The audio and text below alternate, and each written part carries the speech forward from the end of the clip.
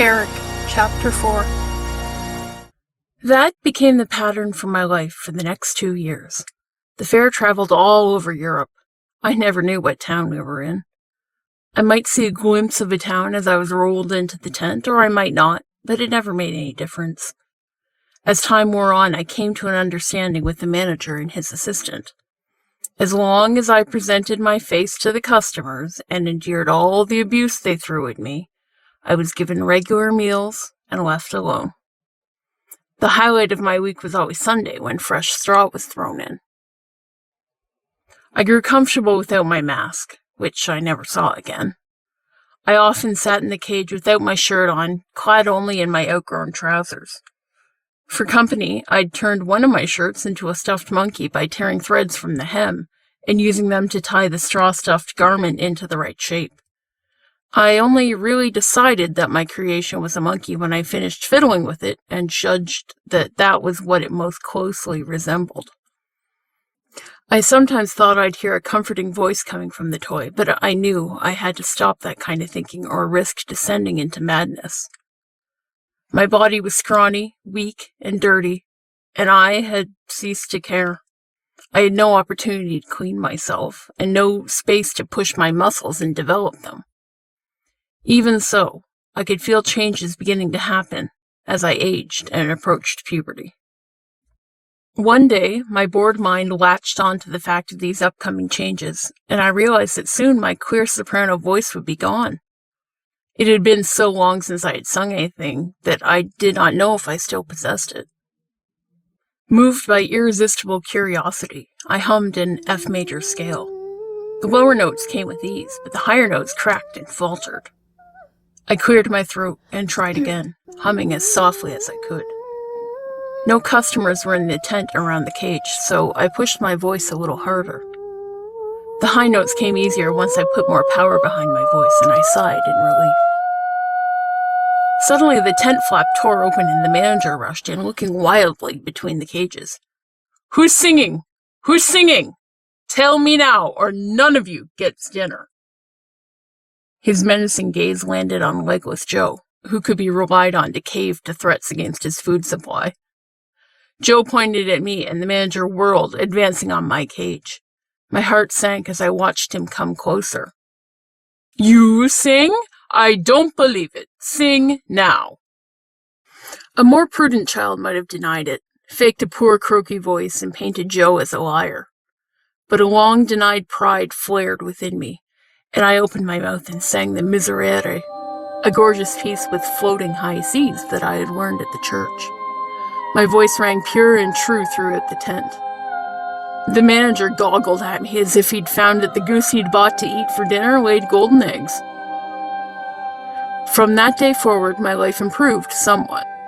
I was given a new mask to wear, and slowly got reacclimated to people's gazes skating over my face and onto something else, instead of locking onto my deformity. My new routine went something like this. Customers would crowd into the tent, lured in by the advertising that promised them the devil with the voice of an angel. I would stand in my cage, decently clad in my mask and respectable cleanish clothes, and sing a hymn or another song that I knew. I would watch the faces around me as they reacted to the purity of my voice. Then, when I was done singing, I would ceremoniously take the mask from my face. Rather than reacting in pure horror like they had done before, I now found that they would react with mixed horror and pity. I wasn't sure which reaction I preferred. One day, the fair set up shop in some town in Sweden. I couldn't pronounce the name and soon forgot it. I prepared for another day of music and horror. I had been doing my singing routine for about 4 months, and I nervously warmed up my voice each morning, dreading the day when the high notes would fade into cracked ugliness. After the third show of the day, a gentleman stayed behind and toured the tent, carrying a case of some kind. He stopped before my cage to read over the poster that was displayed there, then looked at me sitting inside the cage. He approached and asked me a question in what I assumed was Swedish. I looked at him, but did not comprehend the question. He tried it again in German, then English, then, finally, French. My interest spiked when I heard my native language, badly accented though it was, coming from his Swedish lips. "Who taught you to sing?" he inquired. "The church taught me to read music, monsieur, but I've always known how to sing," I replied. "Have you ever tried an instrument? Piano? Violin?" "No, monsieur, I haven't been that lucky. I've never even heard a violin." In my ignorance, I didn't know that the fiddle music that the gypsies played around their evening campfires was played by the same instrument, the violin. "Pity. I suspect you'd be just as good a violinist as you are a singer. You should try, if you ever get the opportunity." I closed my eyes briefly so he couldn't see me rolling them. This man seemed to think opportunities came my way on a daily basis. He continued talking. "How old are you? Surely your voice will change soon. What will you do then?" I turned away from him as he recklessly articulated my deepest fear. I felt like speaking it aloud might make it happen. "I don't know, monsieur." I silently pleaded with him to drop the subject before I snapped at him. I didn't want to drive away the first kind person I'd talked to in a long time. I was once in a similar situation. Keep singing through it. It'll sound rough for a long time, but eventually you'll gain the same sweet sound in your lower octaves.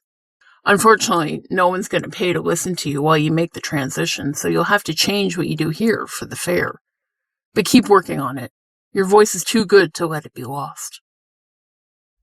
I felt myself relax somewhat as I heard this kind man allay the fears that had been tormenting me. He'd had no reason to do so, but only followed the promptings of his kind heart. "What is your name, monsieur?" I asked curiously. "My name is Monsieur Daae. And yourself?" I had to think for a few moments. When had I last told my name to someone? I didn't even think the manager knew it. "I'm Erik." "A pleasure to meet you, Monsieur Erik. Oh, and here's my daughter, Christine. Say hello to Erik." A girl of about 6 with dark curly hair had run up to him and thrown her arms around his waist. She stared at me, but then gave a gracious little nod of her head. She asked her father a question in Swedish, but was met with a reproving look. "He is in a cage because people are unkind sometimes. You must speak French to him or he will think you rude." "I beg your pardon, monsieur," Christine said to me with her pretty Swedish accent. I nodded my head at her in false politeness. I did think her rather rude, and not because of the language she spoke. Talking about my involuntary confinement was too uncomfortable for me to want to engage in it, and I couldn't believe she couldn't see that, even at her tender age. The two of them moved off across the tent, and I began to prepare for the next show. I picked out 3 pieces and ran over them in my head. An influx of customers flooded into the tent, eager for the sensation they had been promised. I stood, mask in place, and opened my mouth to begin my song. I got through the first verse, and then I heard something join me. A mellow line of melody floated over the crowd, alternately matching and complementing the notes that I sang. I looked around the crowd until I saw Monsieur Daae standing near the door, playing an instrument that he held under his chin. He nodded at me to keep singing, so I finished the song. I sang the other 2 songs, and he played along with me. Not wanting to stop, I sang 3 more songs. Every time I began again, he listened to me sing the first verse, then quietly joined in. I felt the squalor of my surroundings and the hated bars of my cage fall away as I entwined my voice with his instrument and listened to the 2 soar freely over the crowd.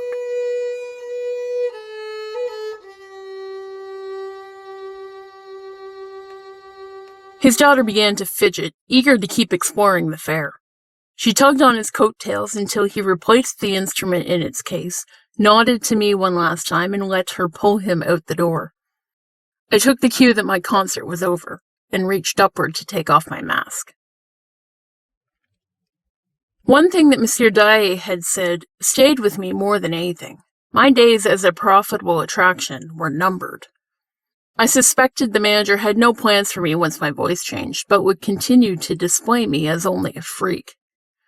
I loathed the idea of going back to what I had been, a filthy waste of flesh that was only good for a cheap thrill or an object lesson to children too young to know better. I decided that I could be useful to the Merrick brothers as a mechanic for the games of chance that lined their main avenue.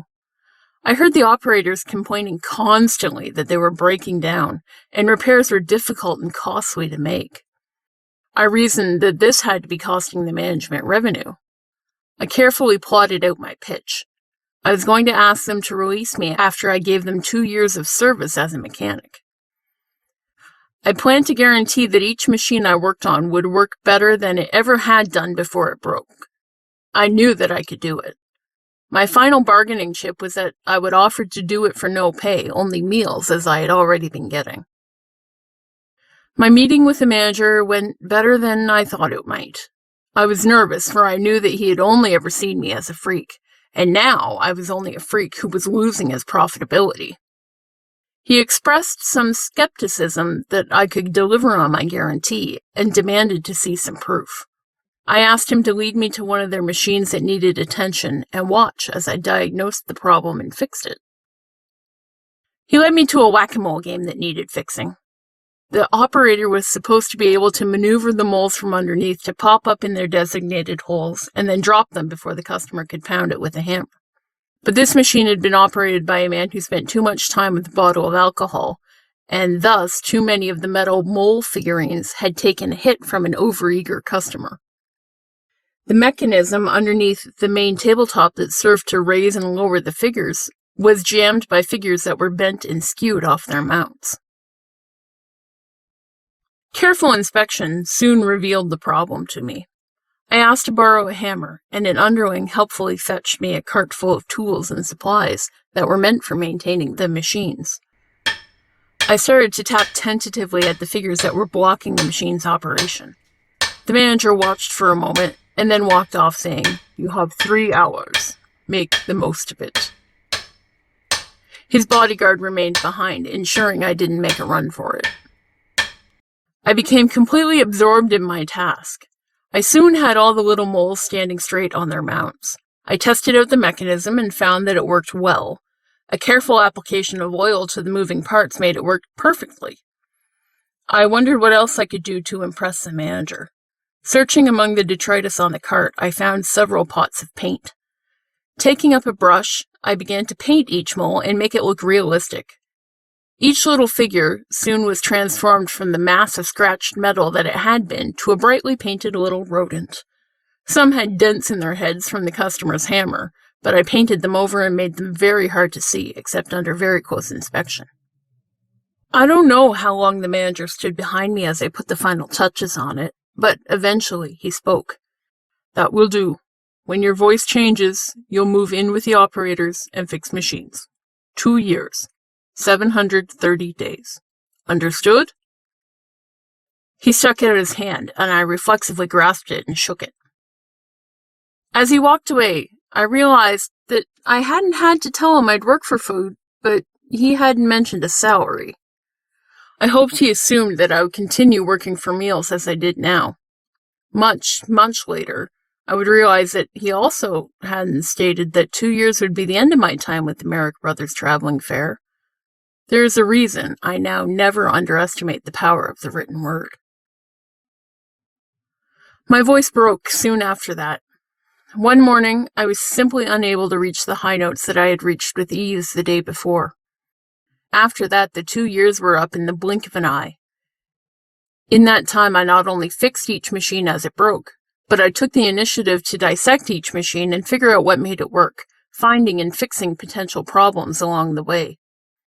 I studied each section as I took it apart and tried to reason why the designer had built it that way. Then I repainted the pieces of each machine in gaudy carnival colors and reassembled it. Without exception, they worked better than before I took them apart. I hummed and sang to myself as I worked. I was determined to come out the other side of this pesky change with as beautiful a voice as I had had before. I made sure to keep my practicing sotto voce, as I did not need those who fancied themselves my owners to know that I still possessed such talent. I reveled in my new living arrangements. The operators with whom I bunked were rough men, mostly gypsies, and far too willing to make me the butt of their jokes. But the sweetness of being out from behind bars and able to roam the fair at will was a godsend. I found at first that I didn't want to venture out of small spaces, too used to the confinement of my cage. Then I found I didn't want to go into small spaces, having gotten used to the wide open air of the outside world. I still find confinement nearly intolerable to this day. Per the manager's orders, I kept my masked face out of sight of the customers. Scaring people who had paid good money for the privilege was one thing, but frightening customers away from spending their coin on the games was frowned upon. I was required to report to the manager's caravan every morning before beginning work, and again before I went to seek my dinner in the mess tent. I supposed that the manager wanted to ensure that I had not run away since I had last been seen. I presented myself as he demanded and waited with downcast eyes in his office until I was dismissed from his presence. I never dared to raise my eyes and meet his scrutiny. I longed only to escape and get away from the avaricious, intense regard that I sensed coming from him. The manager began to take an interest in my work and hung around the machines as I fixed them. Many times I would pop my head out from under the machine where I had been absorbed in fixing or oiling something, and find him standing over me and staring down at me. I thought this behavior was odd, since most of the time he couldn't even see my masked face as it was stuck under the machine. I privately decided he could stare all he wanted, so long as he never tried to cage me again. The day finally came when I calculated that I had fulfilled my word and my 2 years were up. I was only 13 years old, but I prepared myself to stand firm. I rehearsed the conversation many times in my mind before I approached the manager for another meeting. I had no way of preparing for what actually happened. Good day, monsieur. I am here to talk to you today about my leave-taking. The 2 years that I promised you were up as of last week, and I wish to make arrangements for the next stage of my journey. It will be with sadness that I leave that my planned speech was rudely cut short. Who says you're going anywhere? I don't believe you have that in writing. He smirked at me from behind his desk, knowing that he had me. I paused, horror-struck by the realization that he was right. I had nothing in writing, and no possible way to make him keep the word that he had given me. It simply hadn't crossed my 11-year-old mind. You blackguard! You're a dishonorable weasel! A black-hearted hornswoggler! You promised! I was incandescent with rage as I berated him for his dishonesty. The manager raised his hand and summoned over the bodyguard that stood at the door. Stand outside. Don't come in. The man moved outside the manager's office caravan and closed the door behind him. The manager returned his attention to me. You're a fine, healthy lad. We fed you for many years, eh? He rose from his chair and stood behind his desk. I had no idea what he was talking about. Years of being fed bread and water had kept me alive, but I certainly wasn't what anyone would call thriving. When I took off my shirt, I could feel my ribs pushing against my skin because I was so scrawny. My small physique had been a benefit while I mended the machines, as it let me contort myself to fit into small spaces and get at the bits that needed attention. I gave him a distrustful look as he circled his desk and came out to my side of it. He folded his arms and stood in front of the door. In his thickly accented voice, he informed me that my freedom would cost me 1,000 francs. I couldn't believe him. Hadn't I already saved him twice that? What with fixing his machines for free in exchange for meals? He shrugged disdainfully when I asked him this, and only reiterated his price before returning to his chair. I looked at him as he seated himself back at his desk. I didn't dare meet his eyes, but I could see a smirk forming on his corpulent face. I turned on my heel and headed for the door. As I opened it, the manager's bodyguard loomed into my path. The man looked over my shoulder to receive his orders. "Take him to a cage. Lock him in. He curses too much. He'll offend the customers." The giant hulk of a man swung me over his shoulder and carted me out the door like a side of beef. "I'll see you soon," he called after me, taunting me. The bodyguard threw me none too gently into a spare cage that was sitting behind the freak show tent. The door was soon slammed and padlocked. I gave a wail and shook the door, trying to loosen the catch and make it open. Unsuccessful, I curled up in a ball in the corner of the cage. I did not weep this time, but simply stared into the darkness, reliving over and over again the injustice I had just experienced. I lifted my head and looked around. The cage seemed smaller than it had when I had left it. I told myself that it was merely the fact that I had grown almost a foot in that time. I fought hard to push back the image that the bars were closing in on me, as I knew succumbing to the despair produced by this idea would only hurt my chances of making it out of here. Bleakly, I began to take stock of my situation. I was locked in a cage. As far as the manager knew, I had lost the talent that enticed the public to pay their hard-earned coin to hear me. I was certain that I did not want to reveal to him that I had achieved the same sweetness of tone with my new tenor voice. I certainly did not want to return to what I had been before he knew I could sing, either. A filthy subhuman wreck whose only value was the titillation people got from looking at my face.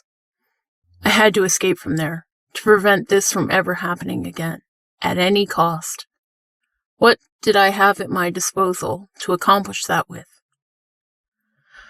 My gaze flew over the bare cage, and then I used my hands to pat down my body, looking for anything that could help me. A slow grin spread over my face as I realized that the idiot bodyguard had neglected to frisk me when he tossed me in here. My escape was child's play after that, for I found in my pocket a skeleton key that normally served to open the covers on the game machines and fitted into the padlock of the cage. With some effort, the lock finally popped free. I cautiously swung the door of the cage open and emerged into the night. I felt my spirit expanding as I mentally shook off the confines of the cage.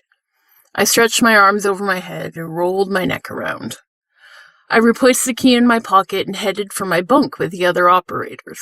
They were all out carousing at this hour of the evening, so I was able to quickly slip in and gather my things, sliding them quickly inside the old satchel I still retained.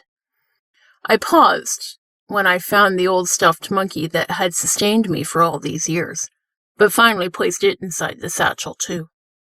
I made a quick stop at the tool cart and selected one or two things that I thought might be useful to me on my travels.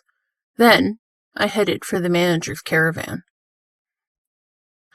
I dropped my satchel beside the steps of the caravan and thought for a moment, before taking my mask off and sliding it into the satchel.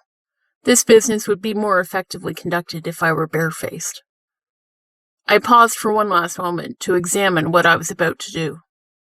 I decided that my planned actions might be classified as extreme by some, but to me, they were perfectly justified. I took a deep breath, mounted the steps, and opened the door. Inside, the man was seated at the desk, nodding off to sleep over a large pile of gold and silver coins, probably the day's fare takings. I banged the door behind me, and he woke with a start. His unfocused gaze darted around the room before it settled on me. His eyes widened. "You! What are you doing back here? You're supposed to be caged with all the other freaks." I unrolled the coil of rope I'd brought in and darted across the room. A flood of red anger swept my being. I got the rope around his neck and twisted it tight. "You should not take advantage of people, monsieur. Bad things happen when you do. That is what I am here to teach you, although you will not get a chance to put this lesson to use." Fired up by my anger, I twisted the rope as tightly as I could. It took a full 5 minutes for this method to finally succeed. He clawed at his neck, trying to loosen the rope. I think that perhaps, in my inexperience, My rope was pulling against itself in a way that allowed him a thread of air, and so he remained alive for too long. By the time I finally felt him still, my entire frame was trembling with exhaustion.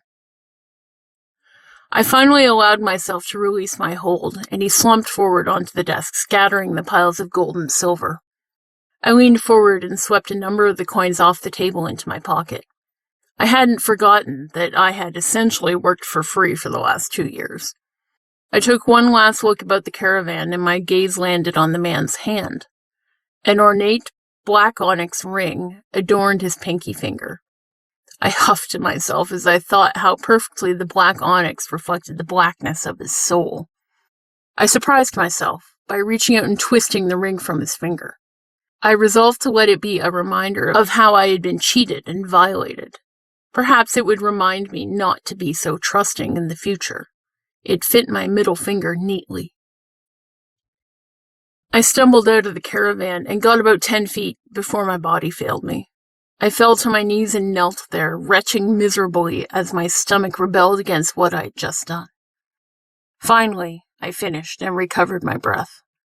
I put my mask back on and picked up my satchel, heading at a quick but not suspicious pace for the horse paddock. I picked out the mount I thought least likely to be missed and led it into the woods that bordered the fairground.